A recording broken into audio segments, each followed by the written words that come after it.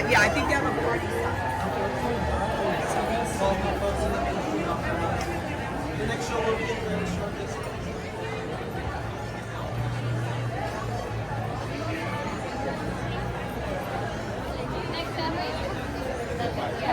Thank you so much.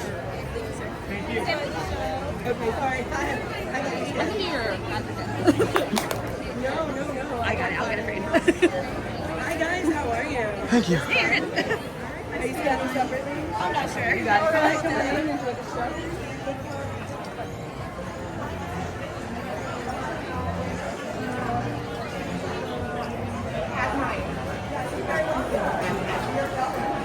Welcome, folks, to the Main Street Opera House. The next show will begin very shortly.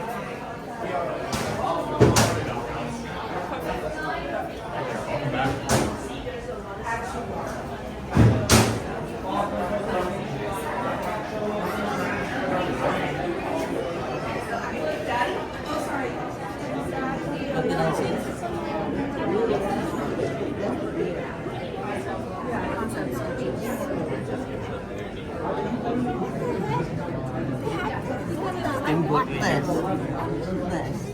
Please, I want it. Huh? Oh, wow. You didn't get this, so what do you get this?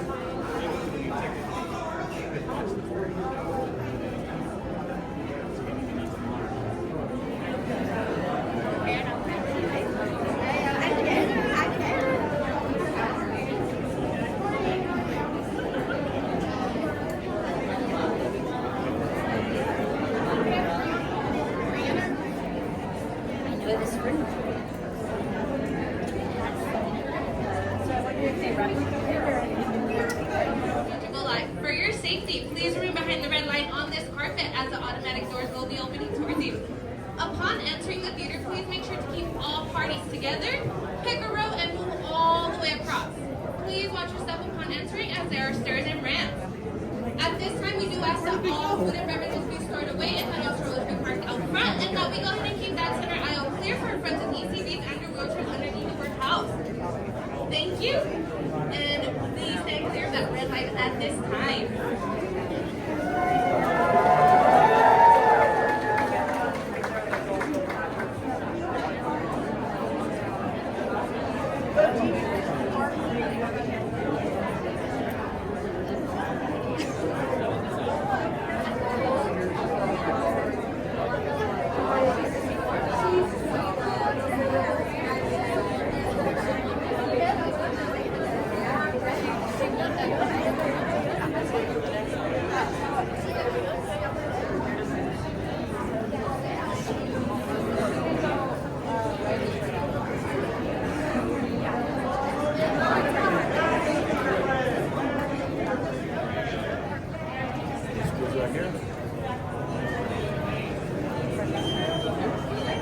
Magical Life. From Mickey Mouse to motion pictures and television, parks and beyond, Walt Disney's risk-taking and vision have provided us with a lifetime of entertainment. The tribute you are about to see is told through Walt's own words using recorded interviews throughout his storied career. Although the quality of these recordings may vary, we hope you'll agree that they provide a unique and personal insight into a remarkable life. For the courtesy of those around you, we kindly ask that you refrain from the use of flash photography and or video camera lighting throughout the showing. At this time, we also ask that you silence all the cell phones, and that if you by any chance need to exit at any time throughout this theater, you use those right-hand side doors and right-hand side doors only. Thank you. Now, to present Walt's story, here is the Chief Executive Officer of the Walt Disney Company, Bob Iger.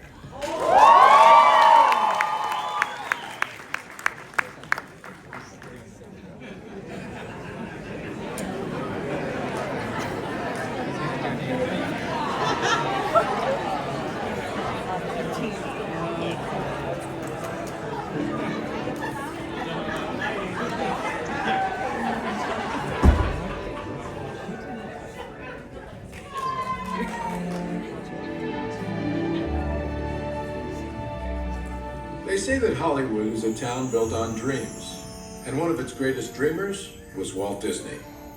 His life was filled with both exhilarating success and heartbreaking setbacks. But he never gave up. He just kept moving toward that great big beautiful tomorrow. The story of Walt's life is truly a magical one, and no one could tell it quite like Walt himself. My dad worked as a carpenter in the World's Fair building. He eventually ended up in Chicago as a contractor, and he was doing that when I was born, December 1901. My dad made some money as a contractor, and he wanted to get back to the farm.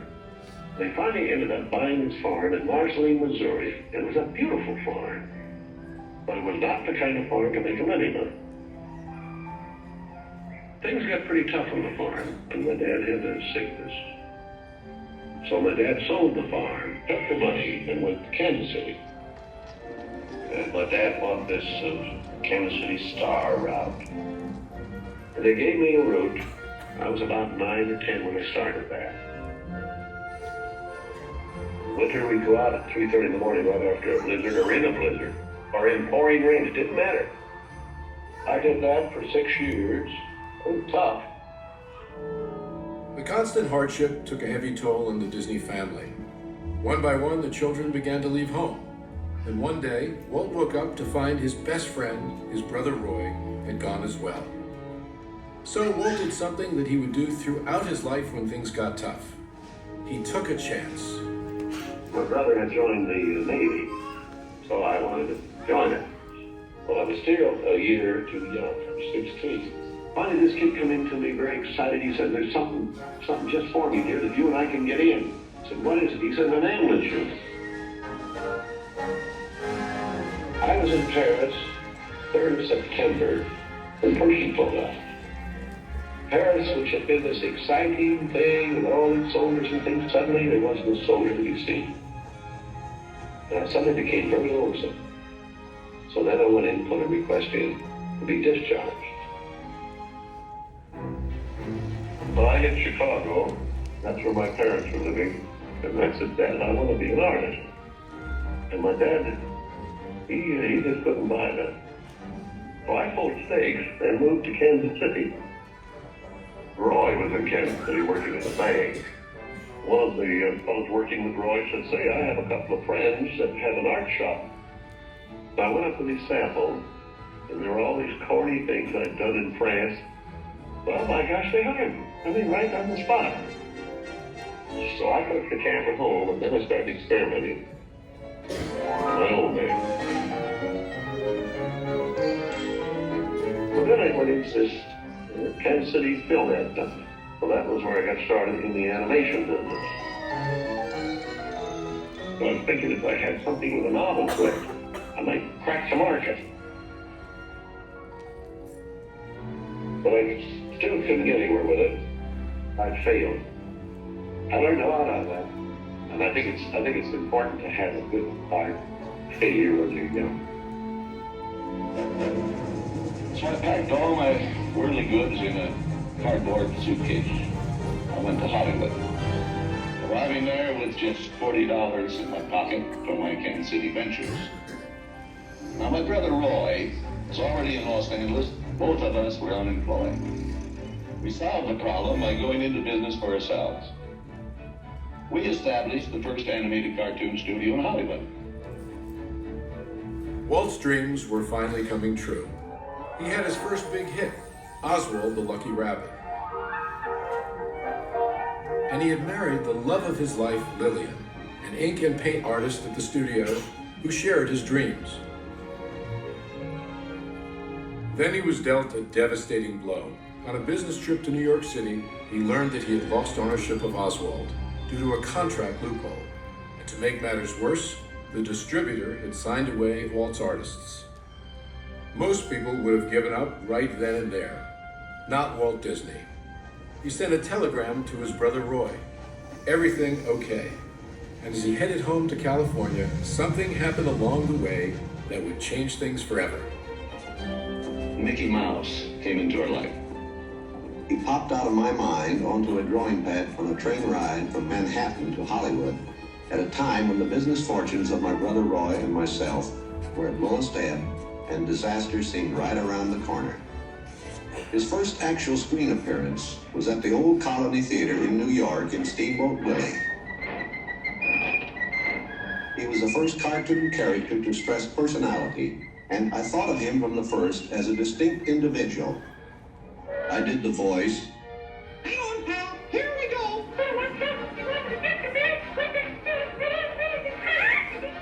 Mickey was simply a little personality assigned to the purposes of laughter.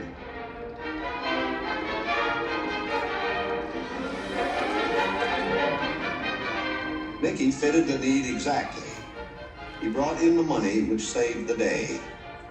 He enabled us to explore our medium, and he paved the way for our more elaborate screen ventures. By nature, I'm an experimenter, so I had another idea which was plaguing my brain. It was the Silly Symphonies. It was a series without a central character. Every one was a new type of subject to give us something to reach out and accomplish something different.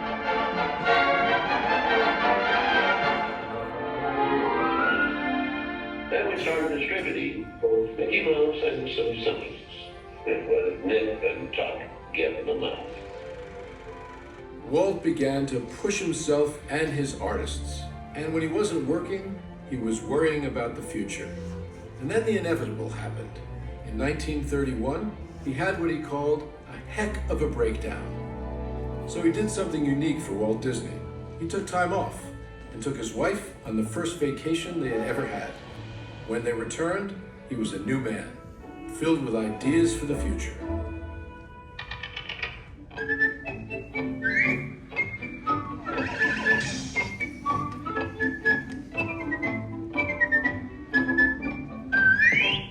Handwriting on the wall there, because the short subject is just a filler on any program.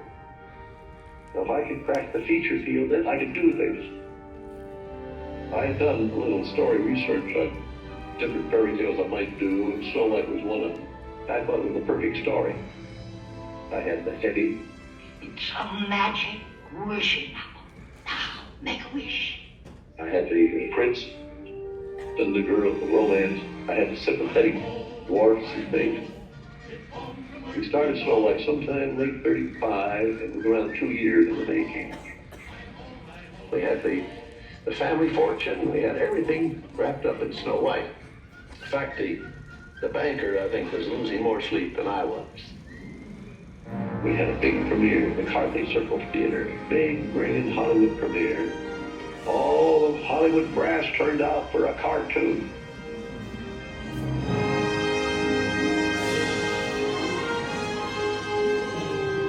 The Daddy of Snow White and the Seven Dwarfs is going to be presented as beautiful statue. Isn't that Mr. Ernie? Oh, it's beautiful. Aren't you proud of it, Mr. Disney? Well, I'm so proud. I think I'll bust. With the profits of Snow White, I built the studio.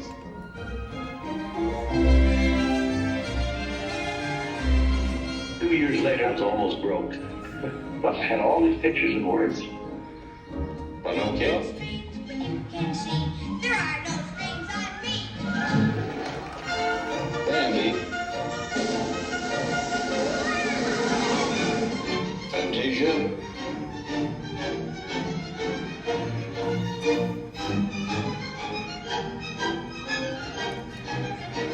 That was when war came. The whole world was collapsing then.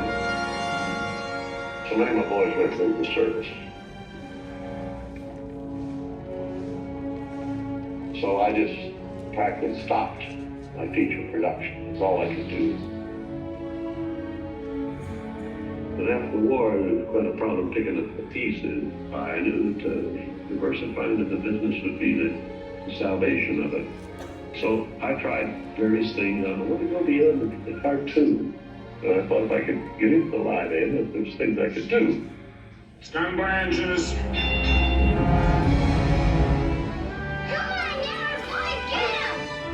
Not bad, eh, Charlie?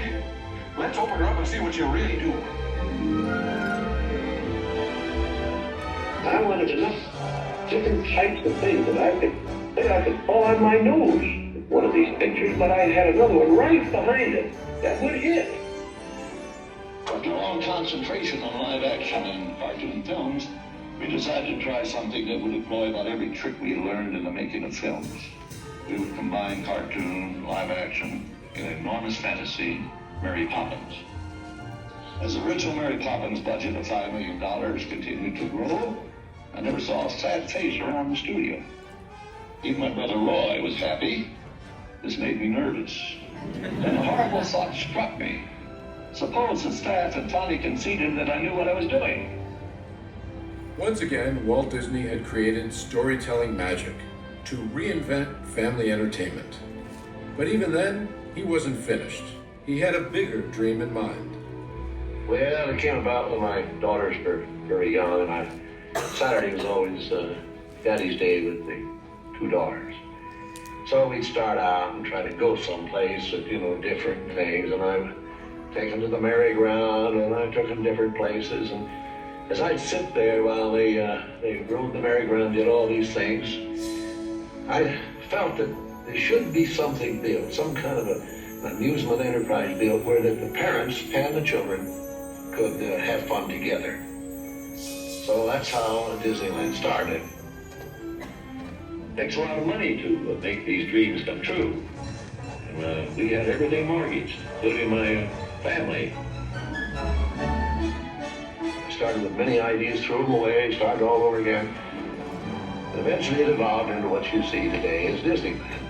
But it all started from a daddy with two daughters wondering where he could take them, where he could have a little fun with them too. The park means a lot to me in that something will never be finished, something that I can keep developing and adding to. Not only can I add things, but even the trees will keep growing. The thing will get more beautiful every year.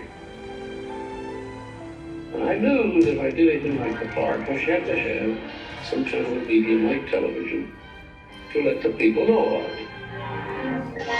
The world is a carousel of color. History, comedy, fantasy. There's drama and mirth. There's old Mother Earth with all of her secrets to see. The miracle of imagination. The marvels of earth, sea, and sky.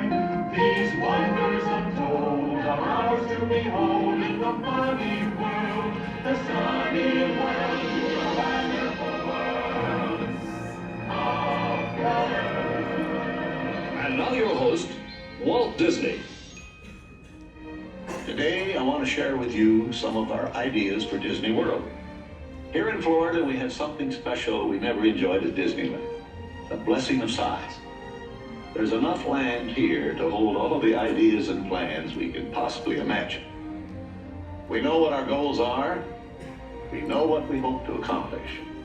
And believe me, it's the most exciting and challenging assignment we've ever tackled at Walt Disney Productions.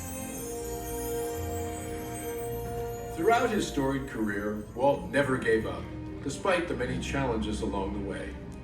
For his visionary work, he received hundreds of awards from all corners of the globe, more Academy Awards than any individual in history, and the Presidential Medal of Freedom for a lifetime of inspiring others.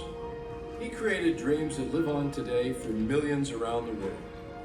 But with all of that, when asked to name his greatest reward, Walt's reply was surprisingly humble.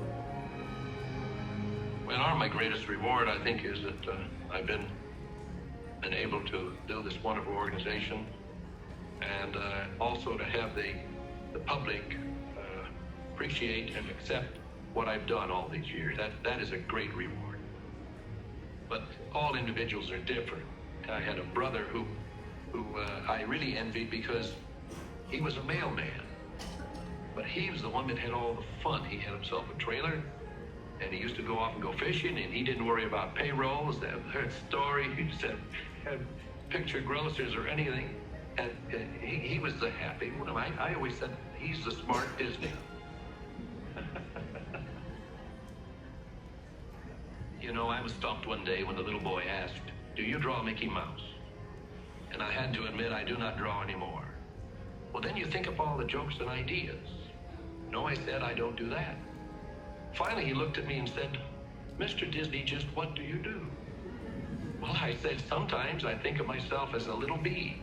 I go from one area of the studio to another and gather pollen and sort of stimulate everybody. I guess that's the job I do."